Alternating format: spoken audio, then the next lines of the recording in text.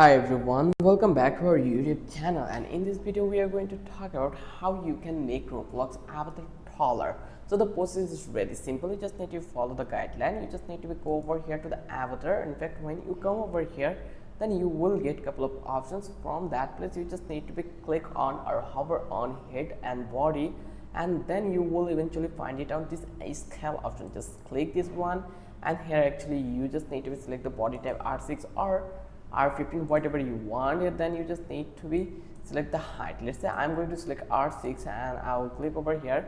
Now then once I did, then I will click on the body type. I can change the scale, like select R5 to enable scaling. So I will select this one, and now I can scale it, and here eventually you will see that our dummies, like our avatars height, will be increased. So I can reduce the weight also, like here you can see now it looks amazing as you can see it.